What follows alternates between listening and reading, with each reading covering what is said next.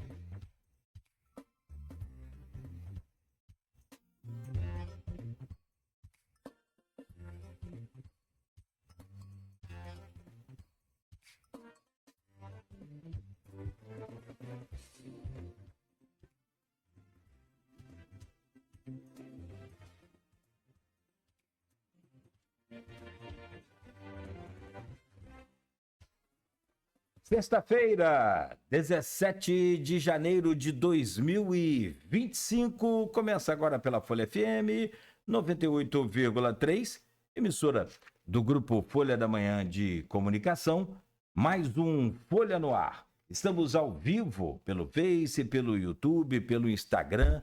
Você confere este programa daqui a pouco em podcast, logo mais reprise também na Plena TV. Você acompanha parte dessa entrevista de hoje também amanhã no Jornal Impresso. Para sua Alexa, dê o comando aí, Alexa, ouvir Folha FM em todos os aplicativos de rádio também e no aplicativo exclusivo da Folha FM que você conversa direto com a gente também. Seja muito bem-vindo, são 7h06. Começamos mais um Folha no Ar com as principais informações de Campos e toda a região. Em destaque, a gente já começa aqui com a previsão do tempo, segundo o Instituto Nacional de Meteorologia. Se prepara aí, porque tem calor de 34 graus para hoje. Previsão em Campos de tempo claro, com predominância do sol, sem previsão de chuva para hoje. E aproveito aqui já para falar também de sábado e domingo, não tem previsão de chuva. O sábado pode até ficar parcialmente nublado, mas no domingo sol e temperatura de 36 graus, ou seja, a temperatura menor que estava fazendo, mais branda, dá espaço agora para o calor e para o sol que vem chegando aí com força. Aqui na região, agora pela manhã, tem tempo aqui parcialmente encoberto, né? O sol mais cedo estava brilhando forte, agora tem aqui sol entre nuvens, mas a previsão para hoje é de predominância do sol aqui na nossa cidade. 34 graus de máxima com 24 de mínima. Agora aqui no centro faz 26 graus. Para fechar o Folha no Ar desta semana, nós temos a satisfação, honra de receber o Roberto Dutra. Ele é sociólogo, professor da UENF e está cedido como professor visitante e em pós-doutorado na Universidade de Bremen, na Alemanha, lá na terra da salsicha e do joelho de porco. Oh, maravilha!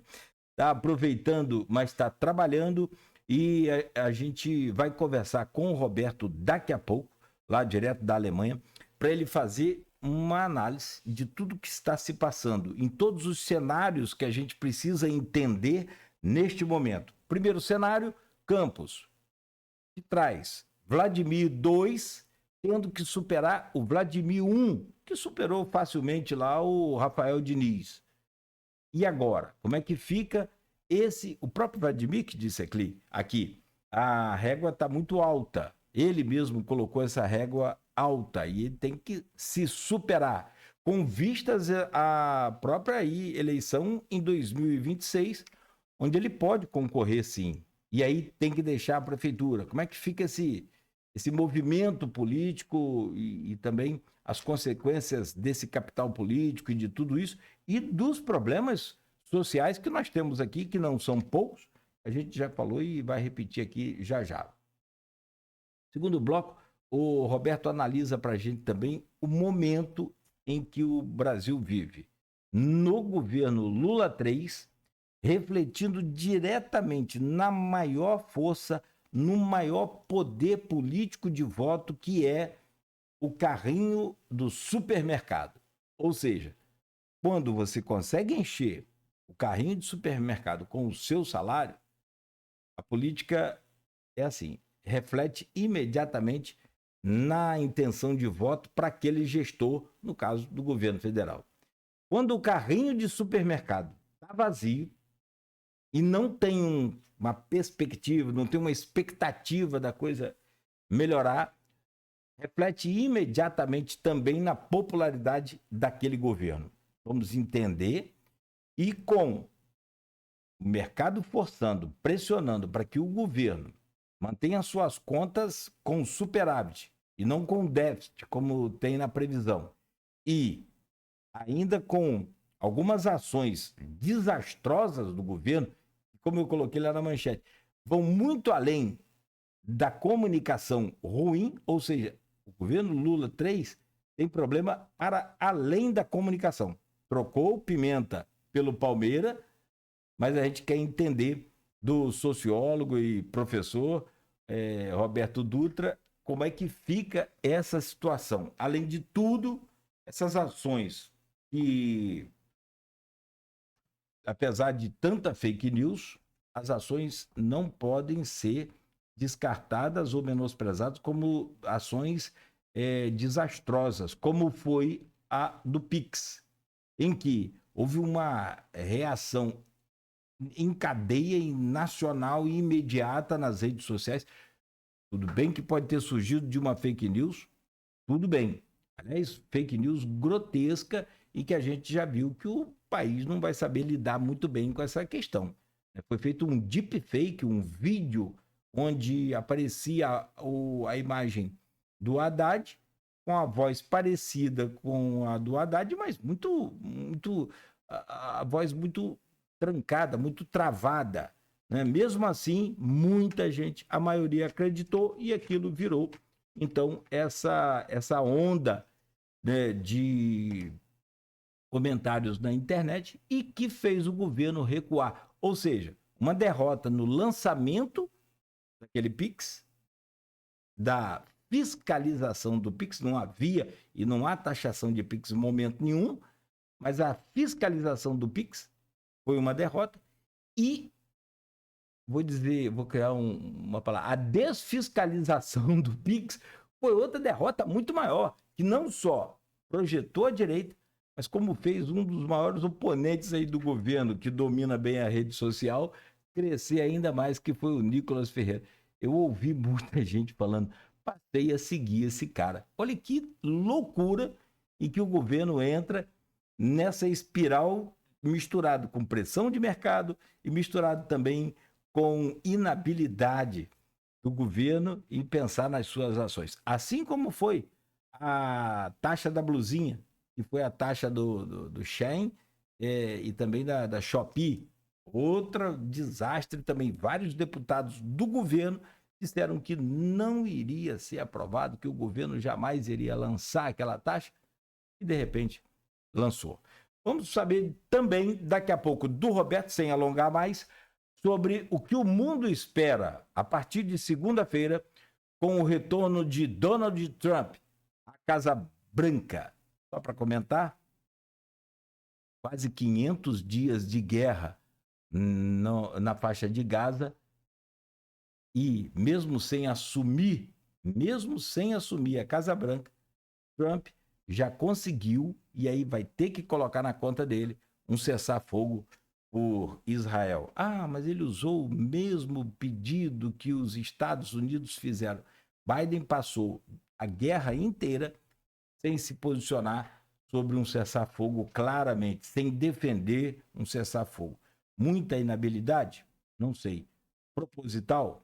Também não dá para afirmar. Mas encerra o seu governo de forma muito ruim dos Estados Unidos. E o Trump chega com força e cheio de sangue nos olhos. Vamos lá, 7 horas e 14 minutos. Só rapidamente aqui, Roberto. Desculpa aqui que eu estou me alongando muito, divagando. Vamos lá. No oferecimento de Proteus, serviços de saúde e medicina ocupacional, qualidade certificada ISO 9001-2015, Unimed Campos, cuidar de você. Esse é o plano. Laboratório Plínio Bacelar e vacina Plínio Bacelar, cuidando bem de tudo que te faz bem. Rede Mariana de postos de combustíveis, tem sempre um perto de você. E ainda no oferecimento de Radmed Diagnósticos por Imagem, sempre à frente. Deixa eu trazer aqui as manchetes do portal folha1.com.br, só rapidamente aqui, algumas delas, pelo menos para você que está ligado aqui no Folha no Ar. São 7 horas e 15 minutos agora em Campos, 7 horas e 15 minutos. E nas manchetes aqui do Folha 1, perdão, em destaque agora, homem é assassinado em frente à pracinha da Lapa, em Campos, na tarde de quinta-feira. Ele estava na garupa de uma moto quando foi baleado, mas o condutor da motocicleta conseguiu fugir. Ele praticava assaltos no centro e em Guarulhos, é o que diz a PM. Enel corta a energia de unidades administradas pela Prefeitura de Campos. Entre os locais estão Camping do Farol e também o terminal ali de cargas da peixaria, enfim, situação complicada. Dívida é de 75 milhões de reais, diz a Enel. Fábio Paes toma posse como novo presidente da CDL. TRE pede posicionamento do vereador Marcos Elias sobre vaga na Alerj. Pastor Marcos Elias esteve aqui com a gente recentemente nesse Folha no Ar, só comentar isso aqui rápido, e deixou muito claro que não valeria a pena ele trocar 4 anos de um mandato de vereador, que ele conseguiu agora, por 1 ano e 2 anos de deputado. Ele estava colocando na balança tudo isso, levando em conta ainda que daqui a pouco tem outra eleição para deputado, e se for o caso, o titular da vaga pode voltar. Ele fica sem a cadeira na Alerj e fica sem a cadeira na Câmara. É uma decisão que ele precisa tomar agora, e aí já não tem mais tempo. Agora é acionado aí pelo TRE. Operação recupera a carreta roubada e encontra motorista sequestrado. O caso aconteceu na BR-101, na altura de Morro do Coco. Delegacia de Guarulhos investiga o caso. Número de atendimento de vítimas de acidente de moto cresce 21% no Ferreira Machado. São essas algumas das manchetes que estão lá no portal folha1.com.br. Gente, são 7 horas e 17 minutos. Aquela conexão agora aqui com a Alemanha. Deixa eu ir lá em Bremen, na Alemanha, trazer o bom dia aqui para o Brasil e boa tarde aí, né? Acho que aí já 1 hora, né? São 6 horas aproximadamente de diferença. Meu caro Roberto Dutra, que prazer recebê-lo aqui no Folha no Ar. Muito obrigado pela sua presença. Bom dia para você, seja bem-vindo. Bom dia a todos os ouvintes da Folha FM. Então, aqui também ainda é dia, são 4 horas de diferença, 11 e 17 aqui em Bremen. É um prazer poder falar de novo aqui, poder conversar com vocês nesse programa. Tá com sol aí? Ou tá com frio? Aqui tá frio, mas não tá tão frio como já foi. As mudanças climáticas são muito perceptíveis. Aqui nevava nessa época do ano, não se neva mais, temperatura de 1 grau, tudo, mas era para estar menos 10, menos 5, menos 6. Tá até quente pelos padrões locais. É loucura, né, rapaz? Como que você não consegue perceber essas mudanças climáticas, né? Como não? Meu caro Roberto, eu te convidei justamente para que você pudesse falar. Vamos chegar aí na Alemanha também, vamos falar aí do Olaf Scholz também, que atravessa problemas também de credibilidade, o chanceler alemão, e deve passar por eleição agora. Enfim, tem várias tomadas assim de decisões que esses políticos precisam ter e que a gente quer pedir a você para analisar. Comentei sobre a situação de Vladimir rapidamente e só acrescento aqui que o Vladimir 2 precisa ser melhor, não que Rafael Diniz, como foi o Vladimir 1, mas precisa ser melhor do que o próprio Vladimir 1. O próprio Vladimir colocou isso aqui. Eu vou ter que superar, porque aí vem, né, as soluções que ele já deu, né, encontrou, ou seja, uma solução que ele conseguiu lidar muito bem com ela, por exemplo, um problema, e trazer a solução, foi aquele chamado dinheiro novo.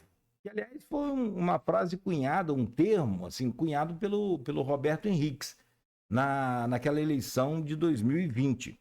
E o Vladimir, de fato, conseguiu esse dinheiro novo através de emendas, né, do Congresso, tudo bem, mas é a habilidade dele e ele conseguiu, e de fato veio esse dinheiro novo. Mas com problemas velhos que o governo novo de agora, o Vladimir II, vai ter que resolver. E eu tenho classificado aqui, tenho colocado aqui, 2 grandes problemas. Esse da Enel, isso tudo, eu acredito que isso seja uma questão de habilidade para sentar e conversar, se bem que com a Enel é um complicador. Você não consegue conversar com ninguém deles. A gente não consegue só conversar aqui pelo atendimento de telefone, não. É lá na direção da empresa, é muito difícil ter acesso, é muito complicado. Então, nem sei se um cliente desse porte, como a Prefeitura de Campos, vai conseguir. Acredito que o diálogo seja entendido, resolvido fácil esse problema. Agora, 2 problemas crônicos. A questão do RPA, em que a gente tem falado aqui, a prefeitura precisa dessa mão de obra. Ah, mas tem muito RPA que não trabalha. Isso é outro problema, não está em questão aqui agora, mas o que precisa é resolver o problema dos RPAs que trabalham, de fato, e que faz essa máquina da prefeitura funcionar, rodar, né? Você tem, por exemplo, na área da educação, vários profissionais que são RPAs e você imagina esses colégios todos sem vigia. Como que fica? Com vigia, você já tem uma série de problemas. Sem vigia, então, não consigo imaginar. E por aí vai. Daí há uma demanda muito grande.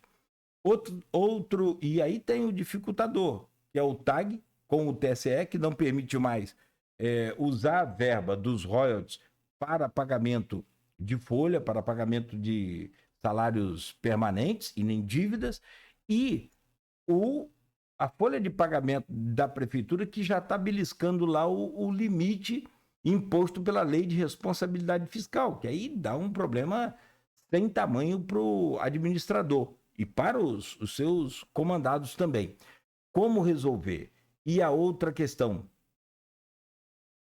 como resolver o problema do transporte público, que não é uma particularidade de Campos, mas tem Campos, né, e tem esse problema na cidade. O primeiro governo não conseguiu resolver e o segundo tem agora um agravante, meu caro Roberto, que é a mudança no sistema de financiamento daquele PAC do transporte. O governo conseguiu 354 ônibus, são as emendas, né, que a gente falou, beleza.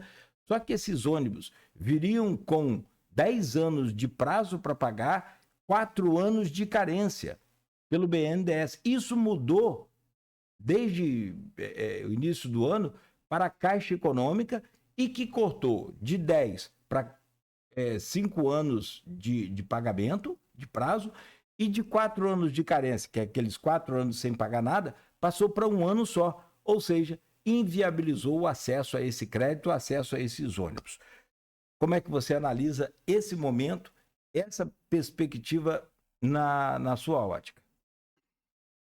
Bem, Cláudio, são situações, eu acho que a gente tem que, primeiro, diferenciar, claro, como você já fez aí, o próprio prefeito, o segundo mandato do primeiro mandato.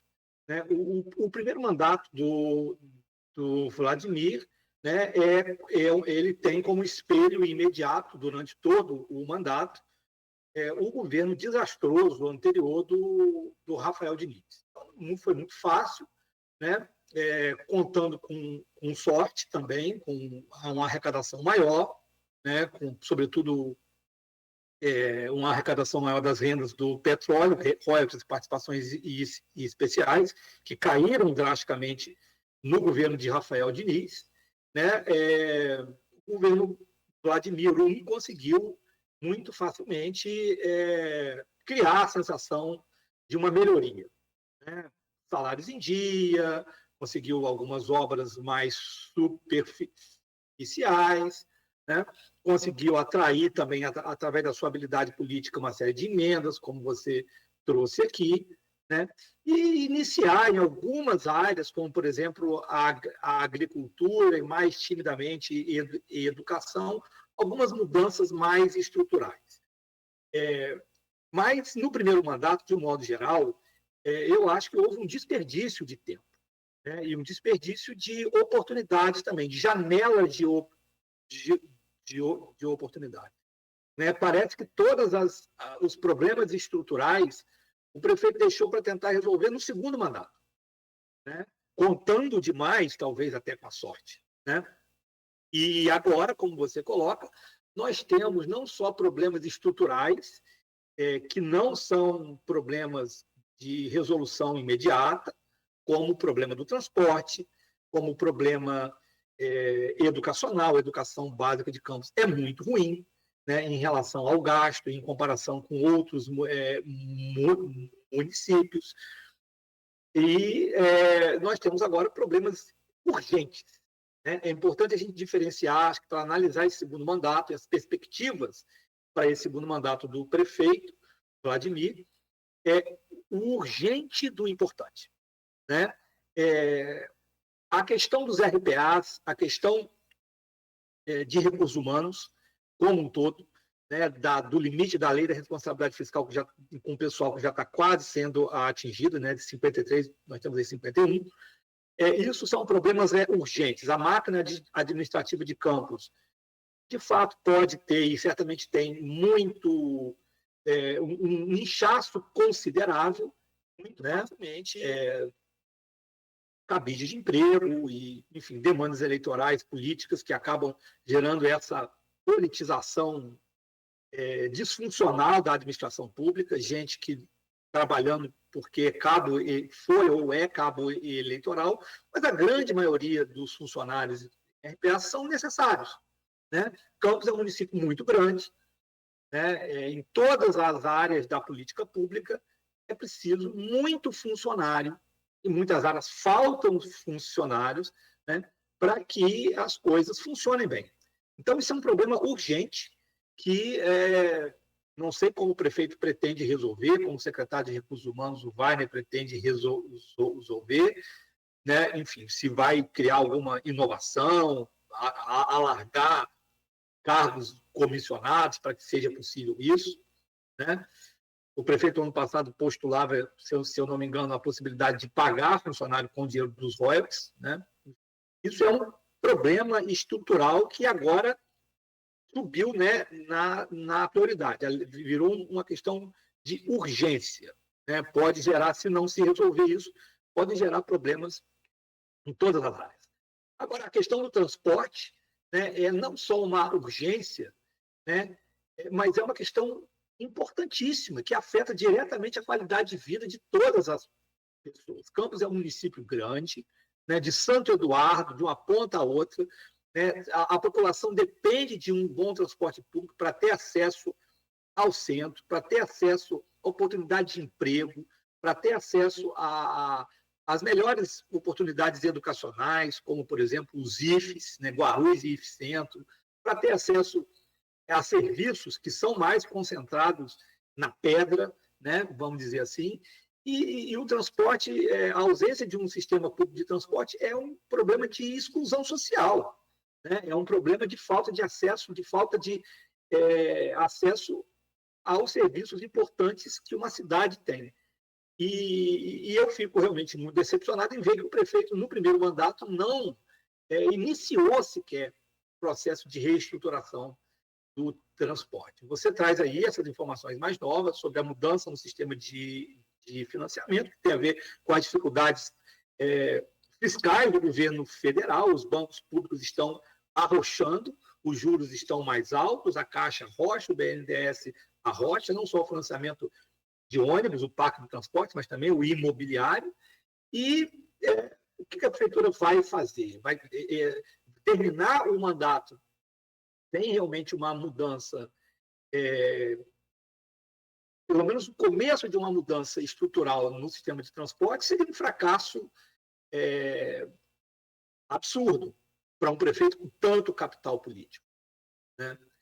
E outros problemas mais, né? Outras urgências, mas como eu disse aqui, a educação de campos é muito ruim ainda, embora tenha melhorado um pouco. E o que eu espero é que o prefeito use o seu capital político no segundo mandato para tentar, para que corra riscos, gastando o seu capital político para resolver problemas estruturais. E não que ele sente em cima do seu capital político, se acomode com o seu capital político e coloque como prioridade máxima terminar com uma boa popularidade ou manter essa popularidade, como, por exemplo, fez Lula o tempo todo e tenta fazer ainda. Então, acho que depende muito do prefeito, é uma questão de uma combinação entre inteligência política ou inteligência administrativa, né? Os desafios são grandes, mas Campos é um município que tem janelas de oportunidades que outros municípios não têm, né? E tem um prefeito com bastante capital político, uma Câmara totalmente favorável. Então, temos que cobrar dele ousadia, coragem e inovação, né? Nesses setores aí que precisam de solução, tanto de curto prazo quanto de médio e longo prazo. Uma coisa é certa, Roberto, e podemos afirmar assim, sem muito mistério. A experiência de uma gestão ele acabou adquirindo ao longo desses 4 anos. Ele já tinha experiência como parlamentar, que é completamente diferente, que é outro nível, é outra história. Agora, como executivo, ele passou a ter, e aí a responsabilidade é completamente diferente, é muito, muito, muito grande, né? E ainda mais se tratando de Campos, né? O maior município em extensão territorial do estado do Rio de Janeiro, um dos mais importantes também do estado, enfim. Mas essa questão de experiência de gestão ele já consegue ter para aplicar nesse segundo mandato. Não, de fato. Isso aumenta, como ele mesmo assume, a responsabilidade e as expectativas se elevam, né? Eu acho muito positivo que o prefeito mesmo tenha assumido isso, né? Fez a campanha e depois da vitória, olha, agora vocês vão poder cobrar mais de mim, né? As expectativas são maiores, não só em relação a todas essas áreas, mas sobretudo também a uma outra, que é o desenvolvimento econômico de Campos, né? Muito se discutiu e tem se discutido, o próprio prefeito durante a eleição tocou bastante nesse assunto, né? Quais são as possibilidades de um desenvolvimento econômico mais pujante, que aumente a produtividade da nossa economia local, com mais empregos de qualidade? Agricultura, né? É uma vocação histórica, mas a agricultura também não está dissociada de indústria. A agroindústria, né? É uma oportunidade que também tem que ser levada em conta, né? Campos é um município que tem uma estrutura econômica muito primitiva, né? Muito primitiva. A agricultura de baixa produtividade, na maioria dos casos, embora tenha setores com alta produtividade, mas predomina uma agricultura, uma pecuária, por exemplo, de extensão, uma pecuária de baixa produtividade, que pode ser transformada, né? E também a atração de setores industriais ligados ao agro, né? Aproveitando a oportunidade de ser Campos um polo logístico, né? Então, as expectativas têm que ser altas. Obviamente, em 4 anos não dá para resolver nenhum problema estrutural, isso é uma mentira. Resolver significa encaminhar soluções, dar primeiros passos, né? E eu acho que no primeiro mandato nós não vimos esses primeiros passos, né? Eu espero que possamos ter esses primeiros passos em todos esses setores, transporte, desenvolvimento econômico, educação, né, nesse segundo mandato. Agora tem aqui, inclusive, um comentário para você no Face do professor Almir Júnior, que é o secretário de Agricultura, e que tem, como você... eu vou ler aqui, desculpa, só para você concluir seu raciocínio aí.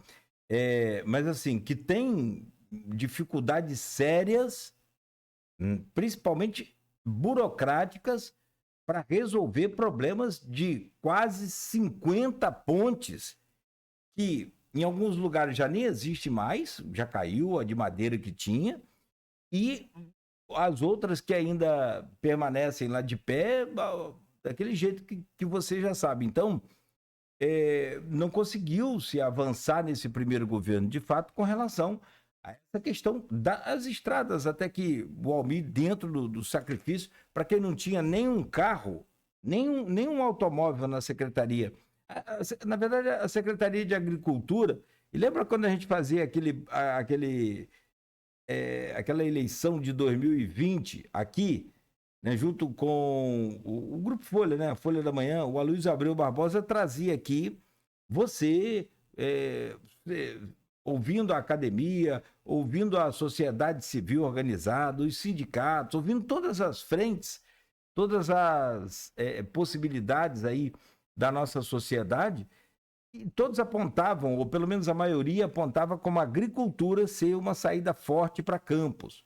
E aí você vem, depois de 4 anos, como eu dizia, a secretaria não existia, não era nem uma secretaria, era uma superintendência, depois voltou a ser secretaria novamente, e com dificuldades estruturais gigantes, como essa questão das pontes. Porque não adianta você produzir lá no Peão, por exemplo, lá na terra do seu pai, você produz lá, não consegue tirar de lá porque não tem uma ponte, um exemplo. Como é que você vai produzir?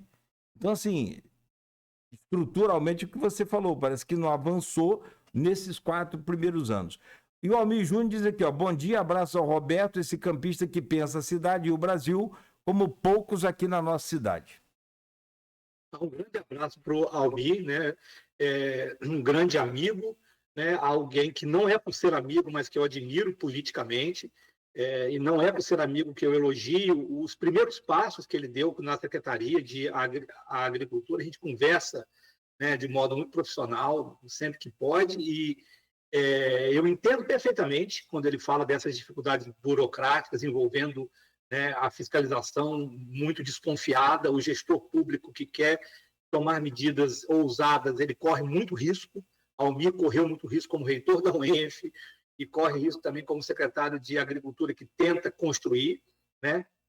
E ele tem um entendimento muito, a meu ver, muito correto sobre a necessidade de integrar o interior produtivamente e a necessidade dessas políticas de infra e estrutura, das quais as pontes são um elemento fundamental. Lá perto de Peão, no Morro do Coco, tem, por exemplo, a ponte de Muritiba, que chegou até a ter um acidente, uma pessoa caiu de carro, morreu no ano passado, né?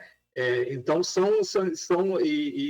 eu acho que a construção do novo centro, da nova central de abastecimento de Campos, que foi anunciada, uma grande conquista, a reativação do antigo Ceasa, com um nome agora novo que eu me esqueci. Tescam. Tescam, né? Então, o professor Almir tem, obviamente, uma liderança fundamental nisso. Torço para que seja feito de um modo profissional e não para que sirva de cabide de emprego para politiqueiros, né? Como às vezes pode ser. É um setor fundamental para Campos, né? Acho que a agricultura é um setor fundamental. Não se trata de reescrever a história, dizer que nos tempos áureos da agroindústria Campos foi perfeita, como esses dias aí, alguém até na Folha publicou um artigo dizendo a indústria canavieira em Campos quebrou também por muita incompetência empresarial dos próprios usineiros. Não foi só o Delfim Neto que queria quebrar Campos para favorecer São Paulo, os campistas se quebraram por conta própria, mas não está a incompetência não está no DNA de nenhum povo, e eu acho que nós não podemos abrir mão do setor pecuário e agrícola como uma alavanca do nosso desenvolvimento. E, repito, não há uma contraposição entre agricultura e indústria, né? Elas têm que ser pensadas de modo conjunto, sobretudo no mundo hoje em dia, onde nós estamos vivendo um processo de desglobalização econômica. Os países estão renacionalizando cadeias produtivas de insumos, de maquinário, né? E isso é uma oportunidade para o país como um todo e para Campos, né? Eu tenho certeza que o Almir está muito atento e pensa nessas coisas. Torço muito para que ele tenha sucesso como secretário, que é uma coisa que me afeta diretamente, porque eu venho da parte rural de Campos, mas tenho certeza que seria muito importante para o município como um todo. É uma opinião sua sobre esse SESC. Eu acho bom a gente ouvir a academia, né? Porque a gente fala tanto aqui que o poder público não ouve a academia, Campos não ouve a academia, né? Tem essa dificuldade. Já apontado aqui, inclusive, pelos, por exemplo, Marcelo Guedes, que foi o fundador do Parque Tecnológico da UFRJ, e eu falava com ele assim, porque Campos precisa, para poder crescer, desenvolver, para poder acontecer de fato, e não ficar só na dependência desses royalties, criar, né, uma outra fonte importante, geradora de emprego e desenvolvimento. E ele falou, preciso conversar com a academia. E a academia está aí na porta da casa de vocês. Frase dele. Então, assim, conversando com a academia e falando com você nisso, como que você enxerga mais detalhadamente o SEASCAM, que é esse centro de abastecimento de Campos, uma ideia lá atrás do Nildo Cardoso, que batalha por ela, agora, inclusive, vai ser criada a Secretaria de Abastecimento e Pesca, acredito que junto, o nome está para ser decidido, a secretaria, vai ser criada uma nova secretaria e de abastecimento é garantido que vai ser. E vai ser de responsabilidade do Nildo, ele indica quem ele quer, enfim. Mas com a criação desse SEASCAM, com a reabertura, né, do nosso SEASA, que foi importante aqui na região, principalmente na década de 70, 80, era uma importante fonte aqui de distribuição de alimentos para a nossa região. E aí eu trago essas dificuldades, por exemplo, como você citou lá na sua região e em outras regiões, as dificuldades para a recuperação, reforma dessas pontes, transformando essas pontes de madeira em pontes de alvenaria, evoluindo como tem que ser, para um SEASCAM. Como que nós podemos lidar com isso? Se a gente não consegue ter uma produção significativa, né, de tudo, né, no nosso interior e da nossa roça, e vem o SEASCAM. Como é que você enxerga isso? Eu enxergo com muito otimismo, né? Tudo que é ousado, como reativar o SEASCAM, né, corre o risco de não dar certo, né? Esse risco sempre existe. É uma nova estrutura administrativa, uma nova secretaria, né? Uma nova dinâmica comercial, empresarial, que vai ser reinstalada ali naquela região, totalmente favorável a isso. Eu acredito que as chances de dar certo são muito grandes, né? Meu pai, quando eu passei para ele a notícia, que saiu até na Folha, ele me lembrou mais uma vez. Ele ia, quando jovem, de Kombi, saía lá de Morro do Coco com meu falecido avô Mercídio, para vender, para comercializar produtos agrícolas de produção própria e que comprava também lá no antigo SEASA, né? E, com certeza, a possibilidade de você criar um processo de agregação de valor, quebrar, né, relações de exploração, onde atravessadores se tornam necessários, né? O SEASCAM pode quebrar essas relações muito estoquem demais o produtor rural, estimular um processo de agregação de valor, de associação, né, de tecnologia e indústria à produção rural. São possibilidades maravilhosas que eu vejo que o SEASCAM trazer. E eu acho só importante a gente também se preocupar com os riscos. Tudo depende de política e de um equilíbrio entre política e técnica, né, política e ciência. Lembrando que essa ideia do SEASCAM, o professor Almir é um entusiasta, mas ele sabe também que na UENF nós temos lá o professor Mauro Macedo Campos, meu colega, que trabalha com agricultura, que pesquisa a agricultura enquanto política pública, participa do Conselho Municipal de Agricultura, e lá atrás, quando o Nildo era secretário do governo Rafael Diniz, ainda isso foi discutido muito com ele, no período em que me pareceu até que o então subsecretário, na verdade, de Agricultura, Nildo, não tinha muita sensibilidade para argumentos técnicos, uma postura um tanto quanto autoritária e fechada para ouvir a academia, como você está dizendo aí, não que a academia tenha que ter a última palavra, mas ela traz instruções técnicas que têm que ser ouvidas. Eu espero que o Nildo tenha mudado a sua postura, porque se for mais um órgão para ser usado apenas como política menor, aí não vai dar certo, né? Eu espero que haja, então, esse equilíbrio entre política e racionalidade administrativa, né? Que não seja simplesmente uma iniciativa de favorecimento de um determinado grupo econômico ou político. Perfeito. Só para fechar essa questão do campus, Vladimir, duas coisas. Outro comentário do Almir e é uma situação também que eu vou pedir para que você possa analisar e que foi não sei se foi o maior, mas foi um erro admitido pelo próprio Vladimir aqui no Folha no Ar e também por outros que estavam envolvidos naquele processo que eu vou relembrar. O Almir diz aqui, o SEASCAN não está só. Tem-se um plano de comercialização. Nova Feira do Mercado, Nova Feira Livre, PNAE e o PAA. Por exemplo, esses que são programas que têm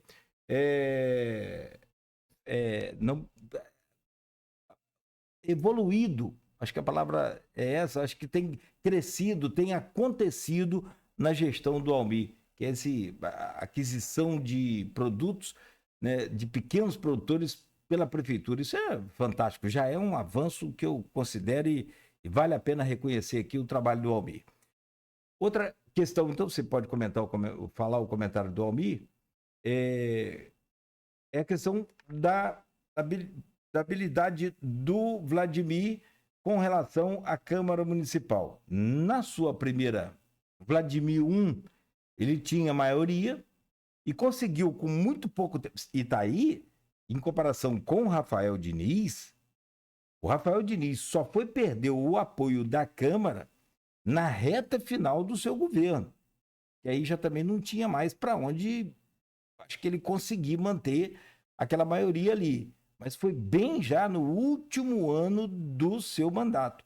Já o Vladimir, em março, ou seja, no terceiro mês de gestão, ele perdeu o seu apoio na Câmara e logo a seguir também perdeu a eleição, uma manobra desastrosa que o próprio garotinho pai avisou, não põe essa eleição agora, porque a eleição só tem necessidade de acontecer em dezembro. Então calma, não precisa ser agora.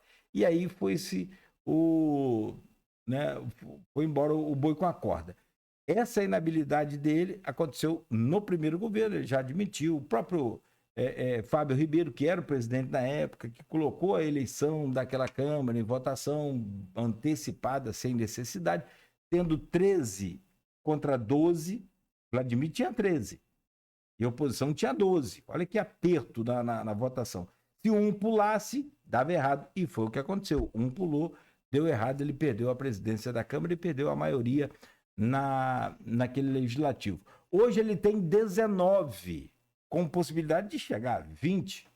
Talvez o Ciro Rocha já admitiu aqui no programa a intenção de estar caminhando ao lado de Vladimir, por vários motivos. E aí, eu te pergunto, é outro exemplo que ele pode ter aprendido no primeiro governo? Eu acho que sim, ele mesmo admite, né? É difícil saber o que pode ter passado na cabeça do prefeito, ou quem pode ter aconselhado ele a realizar essa antecipação, mas foi alguma coisa muito fácil de identificar como um erro muito crasso, né, de cálculo político. E isso certamente ele aprendeu, eu não tenho a menor dúvida, ele mesmo admite, e agora, né, também a situação na Câmara é bem mais favorável. Não me parece mesmo que a maioria na Câmara vai ser um problema para ele, embora, claro, essas mudanças possam acontecer por ruídos políticos, quando você tem uma base também muito grande você também tem a possibilidade de brigas internas, como nós já vivenciamos na própria base dele, inclusive nos palanques em período eleitoral, mas eu não acredito que vai ser um problema para ele, não.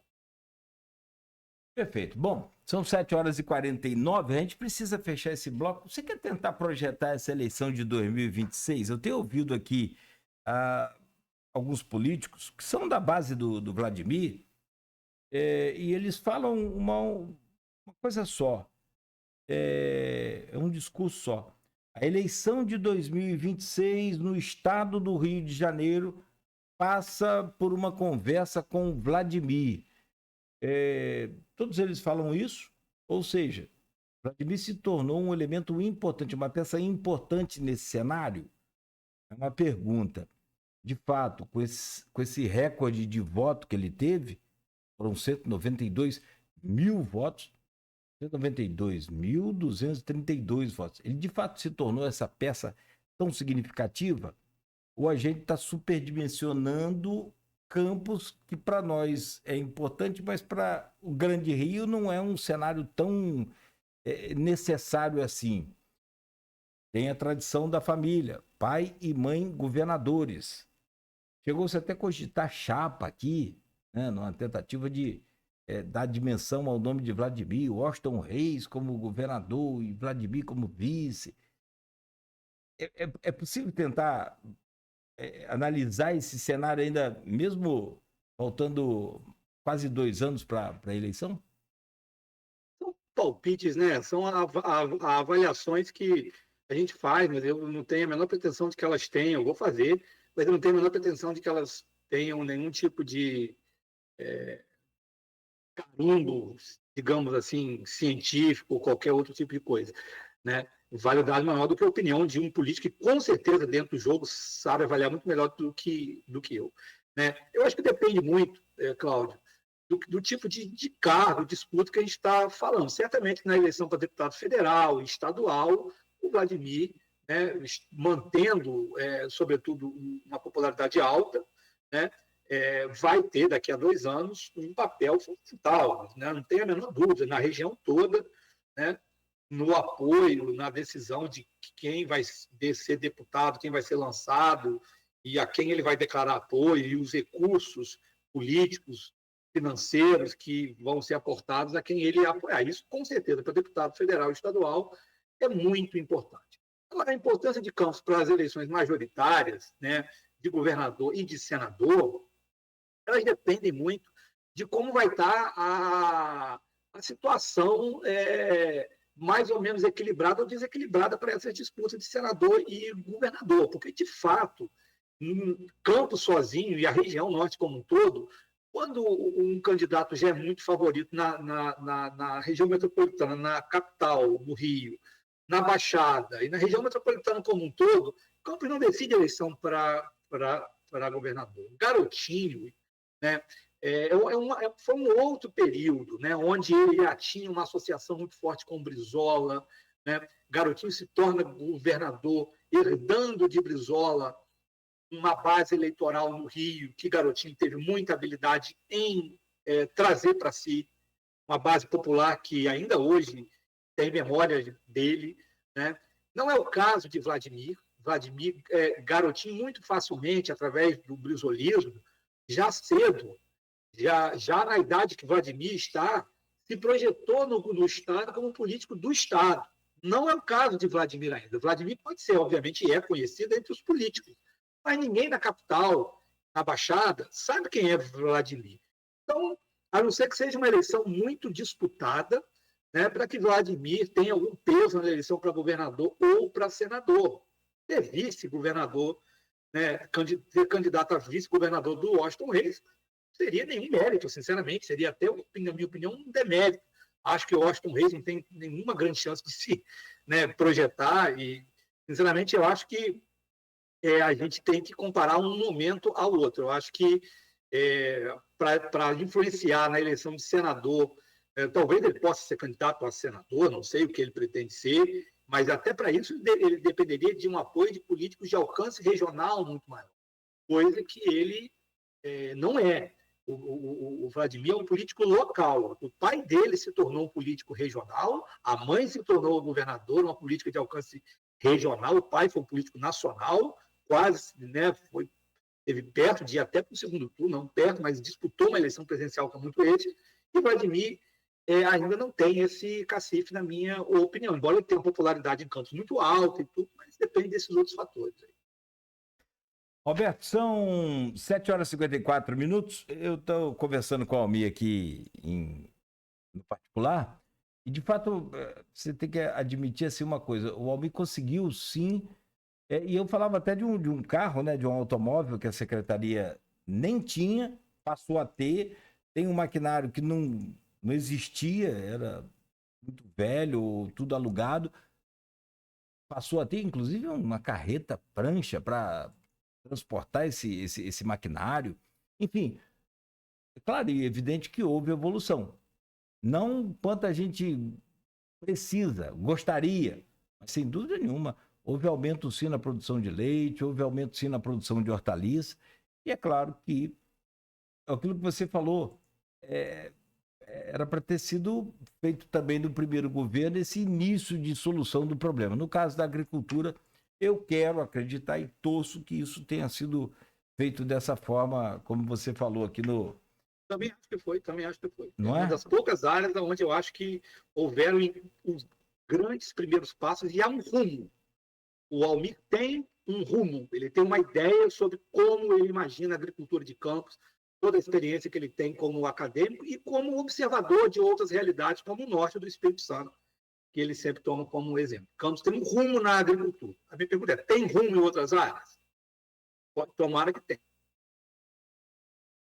Perfeito. Como diz Aloysio, parafraseando lá o Capi, vamos, ao invés de chegar, vamos sair do nosso canavial, vamos para Brasília daqui a pouco, falar um pouco sobre esse governo Lula 3, que entre toda essa problemática da crise econômica, dólar passando dos R$6, uma pressão muito gigante do mercado e, claro, evidente que da sociedade também, para que o governo encontre o equilíbrio nas suas contas e possa, então, ter um superávit, pressionado por tudo isso, acaba cometendo erros aí bem complicados, ao ponto de fazer de Nicolas Ferreira o astro da internet por um dia, se já não bastasse o que ele faz. Então, é um momento bem delicado para a gente pedir a você para que encontre aí, em suas análises, uma luz para a gente entender aqui esse momento também. O erro do Pix e o erro de retirar o Pix. Quer dizer, erro na ida, erro na volta, derrotas importantes que o governo sofre e, aí sim, que você falou, acarreta muito prejuízo naquele capital político, naquela popularidade principalmente. São 7 horas e 57 minutos, uma pausa aqui no Folha no Ar, a gente volta a seguir com o Roberto Dutra, sociólogo, professor da UENF, hoje na Alemanha, está lá como professor visitante, cedido em pós-doutorado, né, na Universidade de Bremen, na Alemanha, trazendo aqui a sua opinião ao vivo para a gente aqui no Folha no Ar. Pausa rápida, a gente volta a seguir no oferecimento de Proteus, Unimed Campos, Laboratório Plínio Bacelar, Vacina Plínio Bacelar, Rede Mariana de Postos e Radmed Diagnósticos por Imagem. Inclusive agora nessa saída aqui tem um minuto Nauto XP. Em 1 minuto você já vai entender qual o caminho você vai ter que tomar para investir o seu dinheiro. Preste atenção, a gente volta a seguir.